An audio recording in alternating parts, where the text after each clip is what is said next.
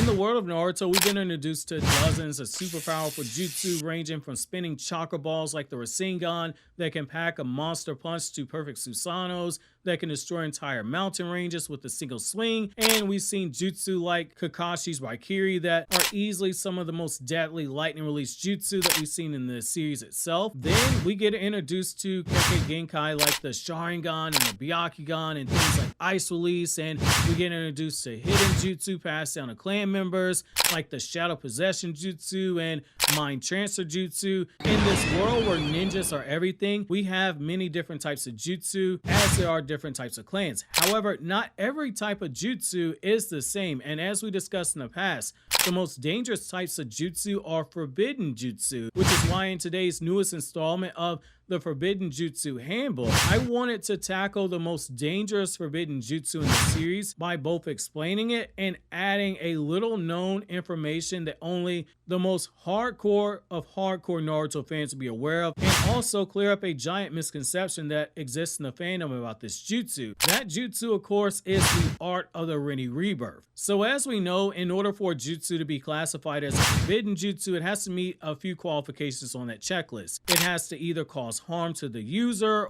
or it has to violate the very laws of nature, or it comes with extreme chakra requirements to perform, it comes at the cost of the life of the user, or they require a human sacrifice to perform the jutsu, or they result in mass scale destruction with the single use of the jutsu. The Rinnegan's Rinne Rebirth checks off a few of those boxes, from violating the laws of nature to coming at the cost of the user's life, which that's going to be very controversial to anyone who only remembers the explanation that we got from Rinne Rebirth that was given by Konani at the tail end of the Pain arc, and we'll touch on that now before we go to explain the jutsu and the deeper meanings behind the jutsu, because understanding the cost of the jutsu is going to be required in order to appreciate the information we're about to go over later on in the video. So the misconception that this jutsu doesn't kill people when they perform it comes from the fact that Nagato, as he was reviving the people in Konoha, Konan was freaking out when he was using the jutsu, saying, quote, if he performs the jutsu at his current chakra level,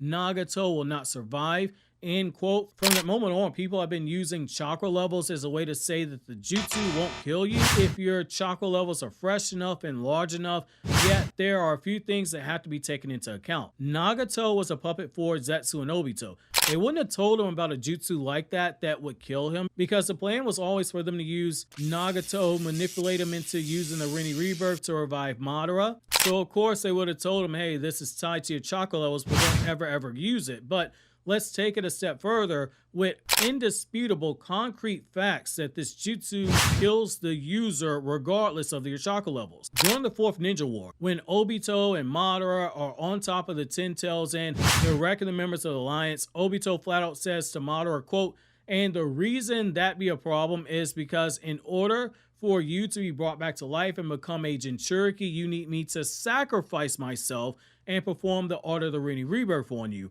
End quote. Obito's word of choice there is sacrifice. Later on, when Obito is next to Kakashi and Minato preparing to perform the jutsu, Kakashi tries to stop Obito due to the cost of the jutsu, and Minato pieces it together by saying it costs the user the life in order to perform. The only reason why Obito survived that entire ordeal was because he had the husk of the Ten Tails inside of him, which in of itself is a massive life force, which is how he survived the Biju extraction. And he also had Zetsu augmenting his life force, which is why Zetsu is bragging to Kakashi and Minato that Obito will live for a little while longer as long as Zetsu possesses his body. After Zetsu left Obito's body in Naruto Volume 71, when Naruto uses the 6-pass Yang seal to stabilize Obito's life force, Obito first states he thought that he died, and Naruto is shown in chapter 683 looking extremely sad when he tells Obito, quote, but, and doesn't finish his sentence,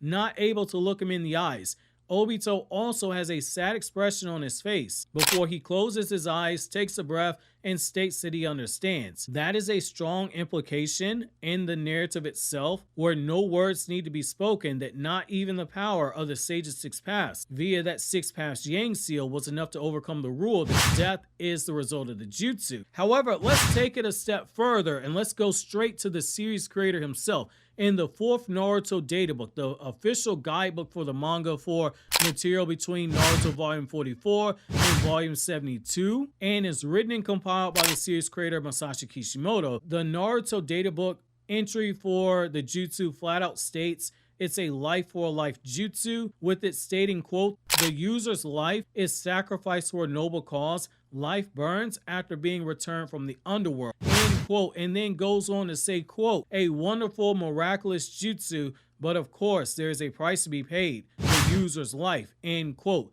So with that being established, because again, the 4th data book is the official guidebook for Naruto manga volumes 44 to 72. Let's unpack the jutsu a little further so we can go into the deeper meaning behind the jutsu that you might not be aware of if you're a Naruto anime only fan. The jutsu is performed by making the ram and the snake hand seal, and most of the time when the jutsu is being used, we see the King of Hell being used as a conduit to summon the souls of the dead and even the souls that are at the crossroads, like Kakashi when he's speaking to his father. But this isn't always the case, as shown in Naruto chapters 656 and 657, where Obito performed the jutsu, yet in the manga there's no sign of the King of Hell emerging anywhere from the ground. As we see with Nagato, there's a toll that happens to the body physically when the jutsu is used, with Nagato's red hair turning white as a result, and there are limitations placed onto it, because when Obito used the jutsu on Madara, whose soul was already placed inside of the shell of a living sacrifice